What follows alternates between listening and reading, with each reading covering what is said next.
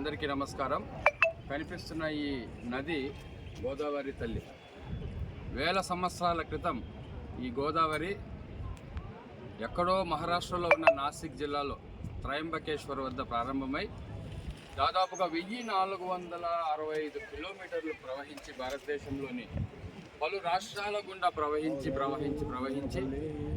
భారతదేశంలోని రెండవ అతిపెద్ద నదిగా, అంటే గంగా నది తరువాత రెండవ అతిపెద్ద నదిగా ఉంటూ, అదేవిధంగా భారతదేశంలోనే దక్షిణ గంగా అని పిలుస్తూ గ్యాంజెస్ ఆఫ్ సౌత్ అని పిలిపించుకుంటూ ఈ మహా ఉద్ధృతమైన ఈ గోదావరి ఈ భారతదేశంలో ఉన్న ఇన్ని రాష్ట్రాలకు నీటిని అందిస్తూ పంట పొలాలకు ఆధారమవుతూ, అదేవిధంగా ఇక్కడ జరుగుతున్న ఈ కార్యక్రమం చూసినట్లయితే హిందూ సాంప్రదాయాల్లో ఉన్న ఎన్నో క్రతువులను భక్తి శ్రద్ధలతో వచ్చి అందరూ ఇక్కడ ఆచరిస్తూ ఈ విధంగా గోదావరి నదిని మనమందరం కూడా చూస్తూ ఉన్నాం.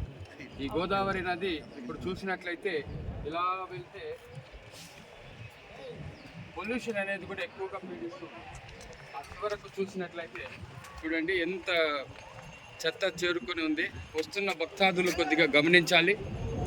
ఇలాంటి ప్లాస్టిక్ పేపర్లు కానీ వ్యర్థ పదార్థాలు కానీ ఈ నదిలో వేయకుండా, ఇది మనకు భగవంతుడిచ్చిన మహాప్రసాదం.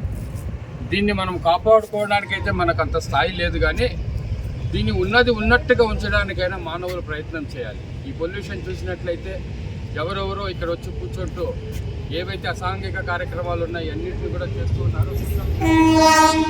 ఈ ట్రైన్లు కూడా చూడండి, ఎన్నో సంవత్సరాలుగా బ్రిటిష్ వాళ్ళు ఆ కాలంలో వేసిన బ్రిడ్జి మీద ఇప్పటికీ ట్రైన్లు పరిగెడుతూనే ఉన్నాయి. ఆ చుట్టుపక్కల చూసారంటే ఆ పక్కన ఉన్న బ్రిడ్జ్లో పైన రోడ్డు మీద ఉన్న బస్సులు వెహికల్స్ వెళ్తూ ఉంటాయి, కింద ట్రైన్ వెళ్తూ ఉంటుంది. ఇదే విధంగా ఈ యొక్క వంతెన మీద కూడా ట్రైన్లు వెళ్తూ ఉంటాయి. కాబట్టి ఈ గోదావరిని చూడటమే ఒక ఆశ్చర్యం. చూస్తే ఎవరైనా సరే పులకించిపోతారు.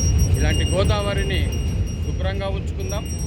దీన్ని ఏ ఇబ్బందులకు గురి చేయకుండా ఎప్పటికీ మన గోదావరిగా, మన తల్లి గోదావరిగా ఉంచుకుందాం. ఇది 1500 కిలోమీటర్లు పారుతూ ఉందనంటే భారతదేశంలోని ఇంతమంది ప్రజలను నిత్యము పలకరిస్తూ వేల సంవత్సరాలుగా మన జీవనానికి కూడా